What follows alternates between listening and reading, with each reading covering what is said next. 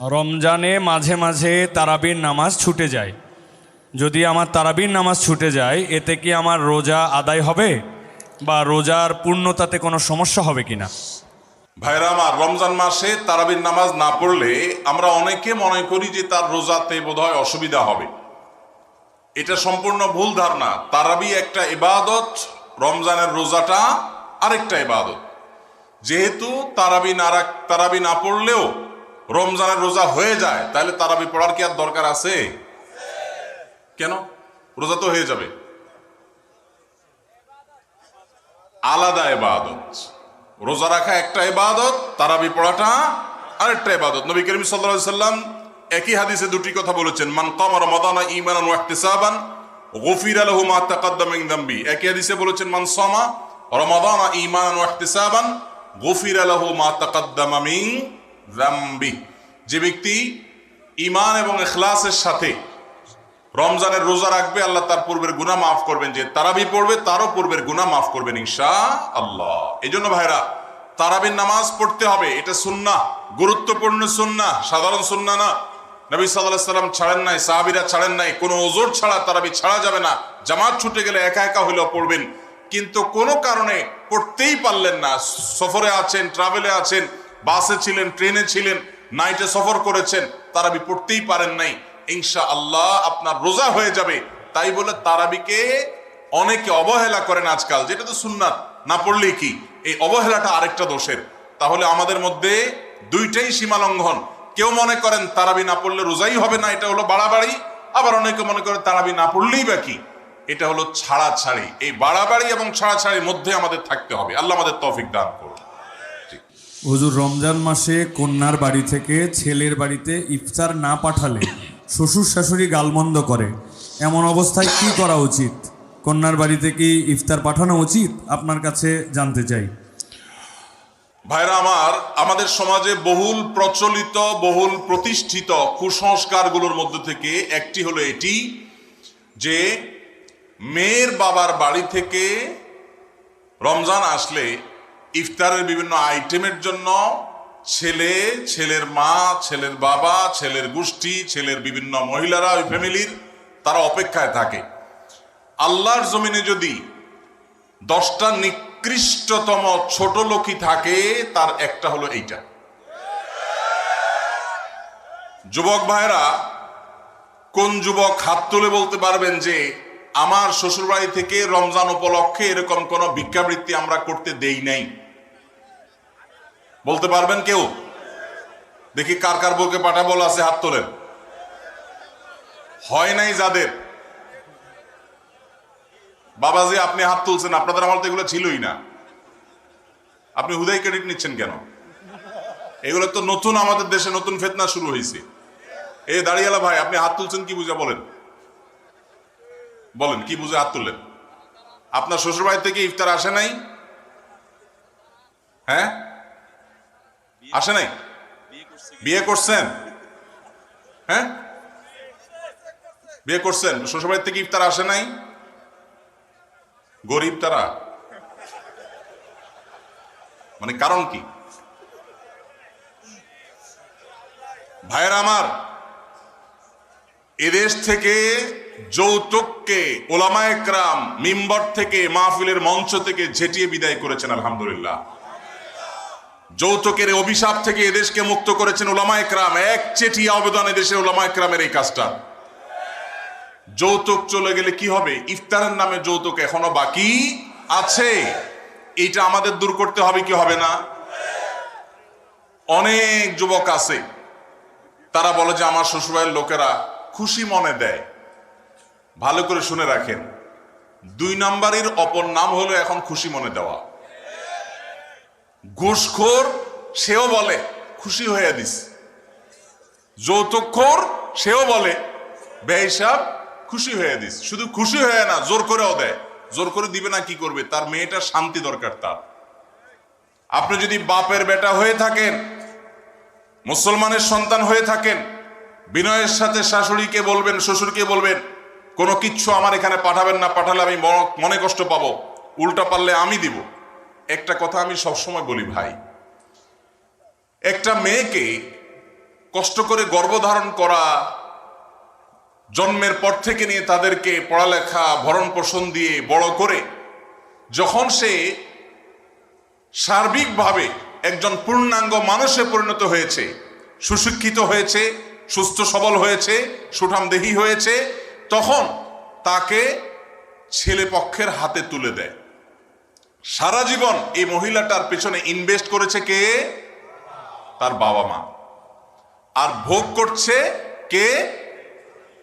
স্বামী এবং স্বামীর ফ্যামিলি। ঠিক না ঠিক? পড়ালেখা করাইছে মেয়ের বাপ মা, ওই পড়ালেখা দিয়া, ওই শিক্ষা দিয়া স্বামীর ছেলে মেয়েকে সে পড়ালেখা করায়। ঠিক না ঠিক? রান্না বাড়াটা শিখাইছে তার মা, ওই শিক্ষা দিয়ে রান্না বাড়া করে খাওয়ায় কারে? স্বামীকে, শ্বশুর শাশুড়িকে। ঠিক না ঠিক? তাহলে উচিত হলো ছেলে পক্ষে মেয়ে পক্ষকে এটা বলা, বেহিসাবকে বলবে, ছেলের বাবা মেয়ের বাবাকে বলবে, বাবাজি বা ভাই, আপনার মেয়ে তাকে মানুষ করতে যত টাকা পয়সা লাগছে তার সব কিছু আমি দিতে চাই। এরপরও তো কোনো মানুষ কেনা যায় না, এটা কেনার জন্য দেওয়া না, অন্তত কৃতজ্ঞতা আদায়ের জন্য দেওয়া, এটা বলা দরকার ছিল। সেটা না করে উল্টা আস্ত একটা মেয়ে দিয়ে দিল, তার সাথে আবার আপনি যৌতুক আশা করছেন। আপনার চাইতে বড় ছোট লোক আল্লাহর জমিনে আর হতে। এই সমস্ত ভিখারীদেরকে ধরে ধরে আস-সুন্নাহ ফাউন্ডেশন ইফতার প্রজেক্টের জন্য পাঠিয়ে দিবেন। আপনাদের এই মাঠেও ইফতার বিতরণ হয়, যাদের শ্বশুর বাড়ি থেকে ইফতারের দরকার হয় এদের সবাইকে আমাদের ওখানে পাঠিয়ে দিবেন। কথা বুঝে আসছে? এখন এরপর থেকে হুদাই যায় আমাদের ওখানে সিরিয়াল ধরবে। সিরিয়াল ধরলে সবাই ইফতার পাবে। শর্ত হলো সে প্রকাশ্যে ঘোষণা দিবে, আমি শ্বশুর বাড়ি থেকে ইফতার প্রত্যাশী ছিলাম, কিন্তু সেখান থেকে ইফতার পাওয়ার কোনো ক্ষীণতম সম্ভাবনা না থাকায় আমি নিরুপায় হয়ে এখন আস-সুন্নাহ ফাউন্ডেশনের দ্বারস্থ হয়েছি। এইটা যদি আপনি ঘোষণা দিতে পারেন আমাদের দিতে কোনো অসুবিধা নেই ইনশাআল্লাহ। ভাইরা আমার, এই কুসংস্কার আমরা দূর করবো তো ইনশাআল্লাহ। খুশি মনে বলতে কোনো কিচ্ছু নাই। খবরদার, মেয়ে পক্ষ যদি ইফতার পাঠায় ছেলে পক্ষ পাঠায় না কেন? মেয়ে পক্ষ যদি 2 আনা পাঠায় ছেলে পক্ষ 4 আনা পাঠানো উচিত। অনেক মহিলারা আছে ফ্যামিলির, তারা খোঁচাখুচি করে বৌমাকে। আল্লাহ আমাদের এই কুসংস্কার থেকে মুক্ত থাকার তৌফিক দান করুন। রোজা রেখে কোনো চুল বা নখ কাটা যাবে কিনা? রোজা রেখে চুল বা নখ কাটা যায় আপনাদের এলাকায়? যায়? আলহামদুলিল্লাহ, সহজ মাসালা। রোজা রেখে চুল বা নখ কাটলে রোজার কোনো অসুবিধা হয় না। রোজা রেখে সরিষার তেল গায়ে মাখলো কোনো অসুবিধা নেই। কোনো আপনার স্নো পাউডার ইত্যাদি ব্যবহার করলে এগুলোর কোনো অসুবিধা নাই, রোজা হয়ে যাবে ইনশাআল্লাহ। একজন 2টা প্রশ্ন করছেন। এক প্রশ্ন হচ্ছে, স্বামীর কথা শোনাটা যতটা জরুরি স্ত্রীর কথা শোনাটা কি ততটা জরুরি নয়? স্বামীর কথা যতটা শুনবেন স্ত্রীর কথাটাও কি ততটা শুনবেন কিনা?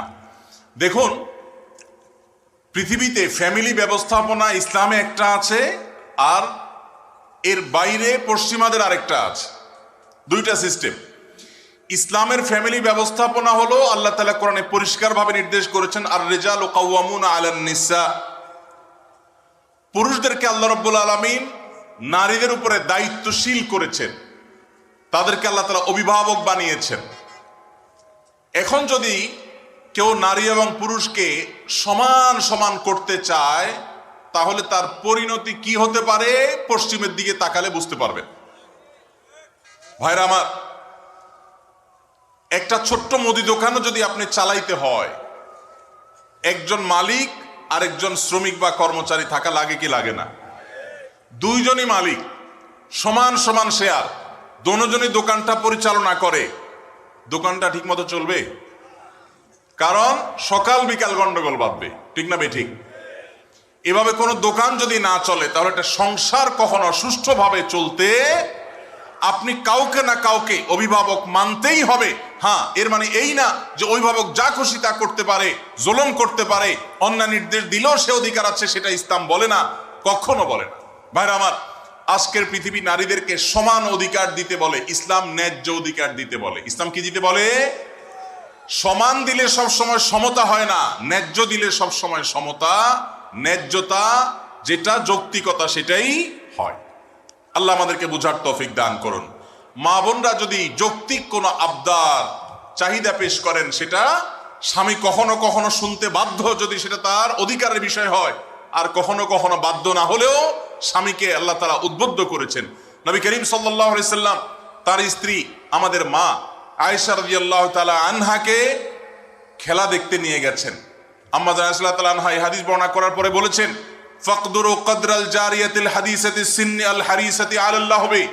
ও দুনিয়ার পুরুষেরা, যুবকেরা, স্বামীরা, শুনে রাখো, আল্লাহর নবী সাল্লাল্লাহু আলাইহি সাল্লাম নবী হওয়ার পরও, এত ব্যস্ত মানুষ হওয়ার পরও তিনি তার স্ত্রী হিসেবে আমি যখন তার কাছে খেলা দেখতে চেয়েছি তিনি নিয়ে গেছেন, যতক্ষণ পর্যন্ত আমি নিজে বিরক্ত হয়ে উঠে না আসি ততক্ষণ পর্যন্ত নবী সাল্লাল্লাহু আলাইহি সাল্লাম বসেছিলেন, আমাকে নিয়ে আসেন নাই, বলেন নাই আয়েশা চলো আর কত দেখবা, এটা বলেন নাই।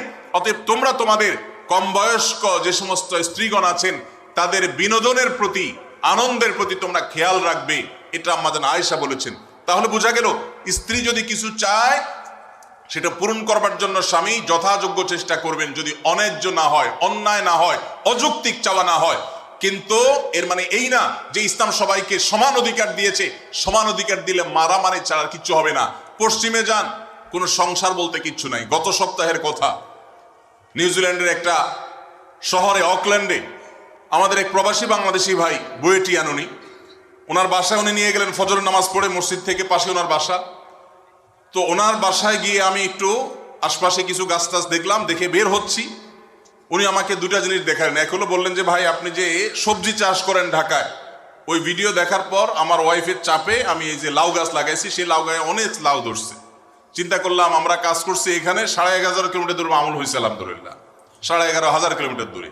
তো তার একজন প্রতিবেশী বৃদ্ধ, বয়স 65 থেকে 70 হবে, এই ভদ্রলোকের সাথে আমার পরিচয় করায় বললেন যে আমার নেইবর, আমার প্রতিবেশী।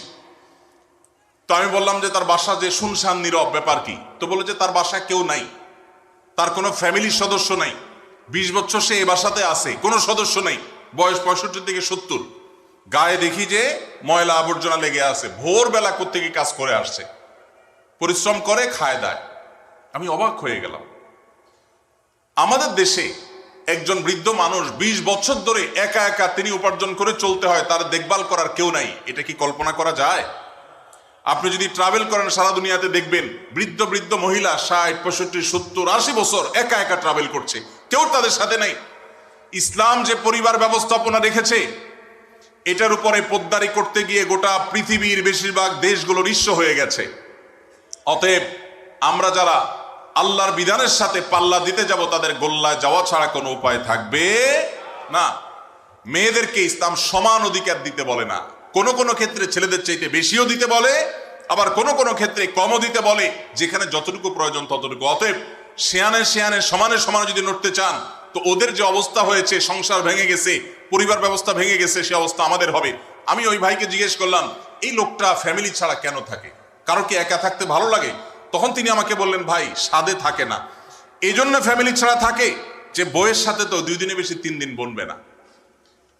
নিয়ম হলো, আইন হলো, বেশিরভাগ উন্নত দেশগুলোর আইন একই রকম।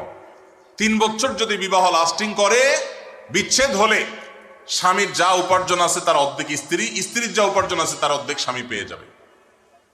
এই আইনের কারণে মানুষ বিবাহ করতে চায় না, অবৈধ সম্পর্ক দিয়ে সে কাজ সারে, যার কারণে সন্তান হয় না, জেনারেশনের মধ্যে গ্যাপ তৈরি হয়ে যাচ্ছে। আল্লাহ তাআলা আমাদেরকে ইসলামের মতো সুমহান জীবন বিধান দিয়েছেন, এর চেয়ে যৌক্তিক, এর চেয়ে সুন্দর, এর চেয়ে সুখ, এর চেয়ে দাম্পত্য শান্তি আর কোন সমাজে কল্পনা করা যায় না। আল্লাহ তাআলার শুকর সেজন্য।